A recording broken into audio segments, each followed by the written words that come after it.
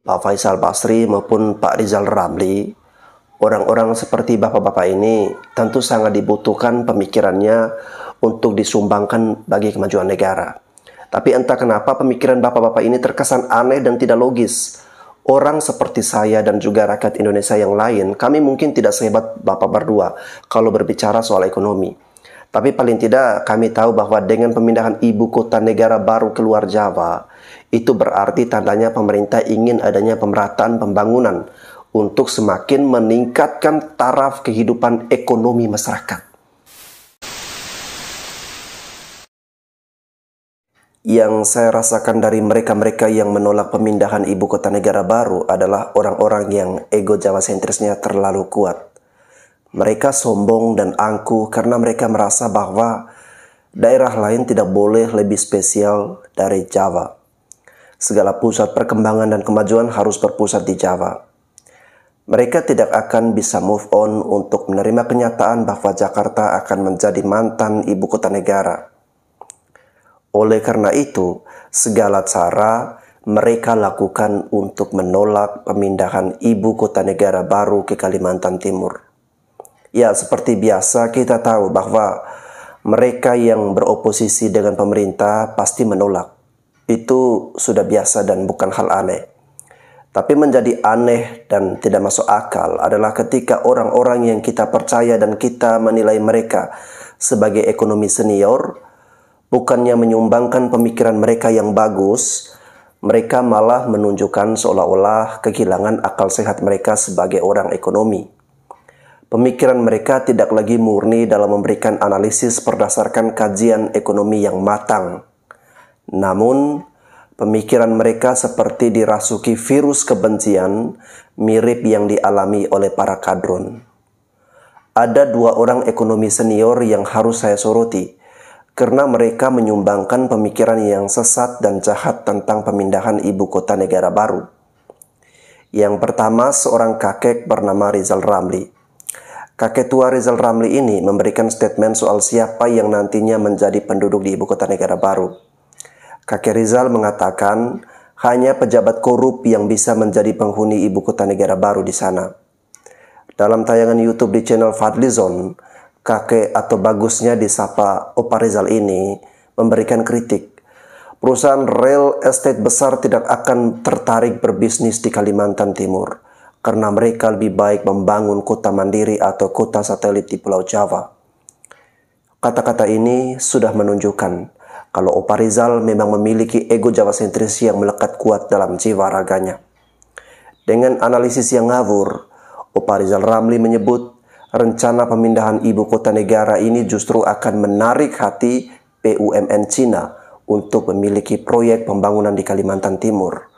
Menurut Opa, yang akan membeli tanah di situ adalah BUMN Cina. Yang tertarik untuk itu adalah BUMN Cina untuk beli tanah di situ. Bangun ibu kota baru tapi penghuninya itu siapa nanti? Rakyat mah nggak mau pindah ke situ. Penghuninya ngundang lagi pasti penduduk dari RRC buat jadi penduduk di situ. Demikian kata Opa Rizal. Opa Rizal bahkan dengan sangat tegas menyatakan ibu kota negara baru di Kalimantan Timur adalah ibu kota Beijing baru.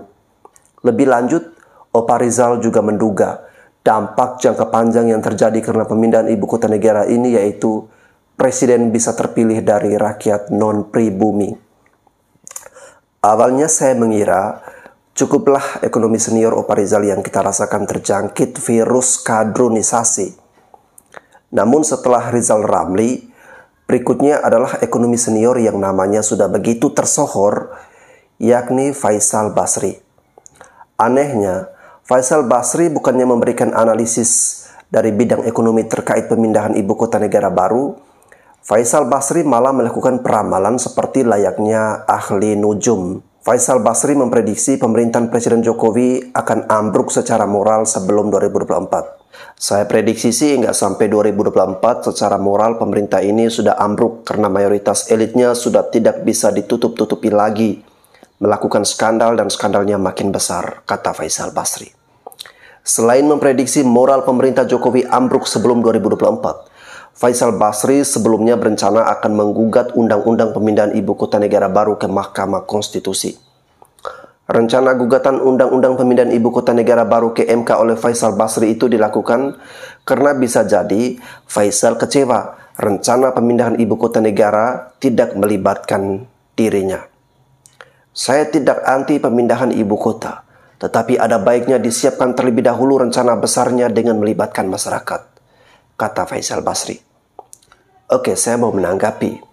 Jadi Pak Faisal Basri maupun Pak Rizal Ramli, orang-orang seperti bapak-bapak ini tentu sangat dibutuhkan pemikirannya untuk disumbangkan bagi kemajuan negara.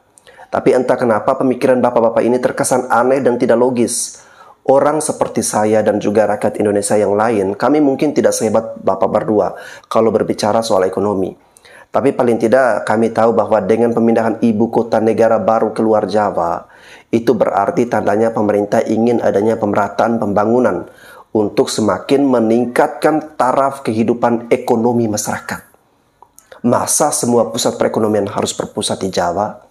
Apakah Indonesia ini hanya Jawa saja? Saya merasa aneh dengan apa yang dikatakan oleh ekonomi senior kakek tua Rizal Ramli. Yang akan pindah ke ibu kota negara baru itu bukan penduduk Indonesia tapi Cina atau Beijing. Perkataan Opa Rizal Ramli itu jelas tidak masuk akal. Jadi begini ya, secara bertahap memang akan dilakukan pemindahan.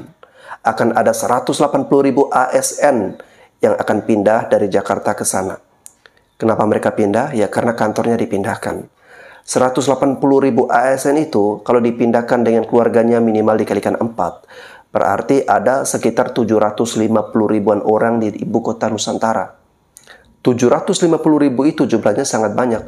Kalau 750.000 orang pindah dan berkumpul di suatu tempat, otomatis mereka membutuhkan yang namanya rumah sakit, pasar, sekolah, mal, bank, restoran, bengkel, toko kelontong, toko kosmetik, salon, penjahit, pedagang kaki lima, dan lain-lain. Pekerjaan seperti itu sudah pasti akan membutuhkan karyawan. Manusia akan bertambah banyak dan otomatis ibu kota negara baru akan terisi. Jadi jangan berpikir kalau ibu kota yang baru akan menjadi tempat tinggal Cina seperti yang dikatakan oleh kakek tua tercinta kita Opa Rizal Ramli. Kalau pernyataan Faisal Basri bahwa pemerintah Jokowi akan ambruk secara moral sebelum 2024, ya kita jangan percaya. Anggap saja itu bentuk kekesalan Pak Faisal Basri karena pemindahan ibu kota negara baru tidak melibatkan pemikiran mereka sebagai ekonom senior. Makanya mereka kecewa.